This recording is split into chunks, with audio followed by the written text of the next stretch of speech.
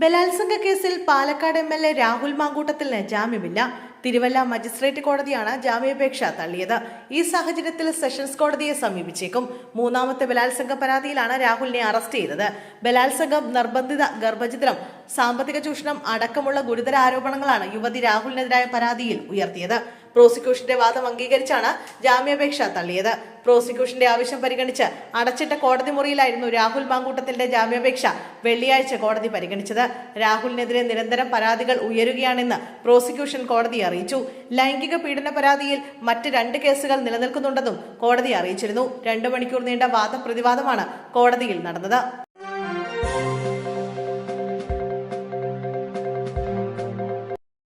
കൊല്ലൂർ മൂകാംബികയിൽ നവചണ്ഡിക ഹോമം നടത്തി സുരേഷ് ഗോപിയും കുടുംബവും.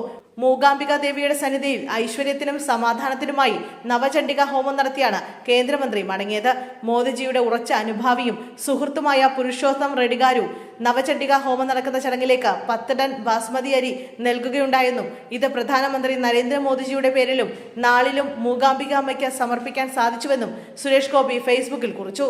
കുടുംബസമേതമാണ് കൊല്ലൂർ മൂകാംബിക ക്ഷേത്രത്തിൽ സുരേഷ് ഗോപി എത്തിയത്. ഭാര്യ രാധിക, മക്കളായ മാധവ, ഗോകുൽ, ഭാവിനി, മരുമകൻ ശ്രേയസ് മോഹൻ എന്നിവരും ഒപ്പമുണ്ടായിരുന്നു.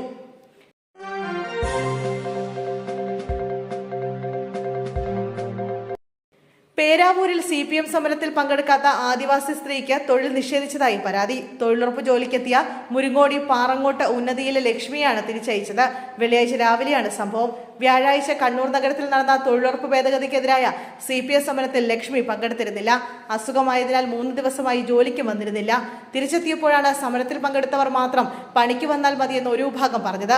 തൊഴിലാളികൾ എല്ലാവരും ചേർന്നെടുത്ത തീരുമാനമെന്ന് തൊഴിലുറപ്പ് മേറ്റും പറഞ്ഞു.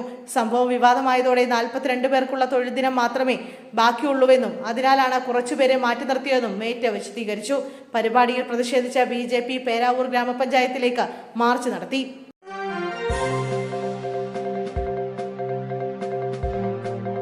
മൂന്നാർ മേഖലയിൽ സ്ഥിരസാന്നിധ്യമായ കാട്ടുകൊമ്പൻ പടയപ്പ മദപ്പാടിലെന്ന വനംവകുപ്പ്. ജനവാസ മേഖലയിൽ ഇറങ്ങി നാശം വിതയ്ക്കുന്ന കാട്ടാനയാണ് പടയപ്പ.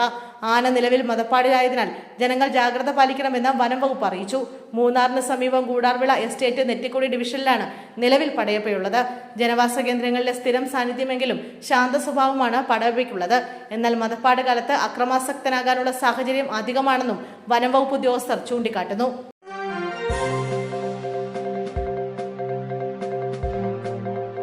ഇടുക്കി ചിന്നക്കനാലിൽ നിയമലംഘിച്ച് ഭൂമി വാങ്ങിയെന്ന കേസിൽ വിജിലൻസ് ചോദ്യം ചെയ്തെന്ന് മാത്യു കുഴൽനാടൻ MLA.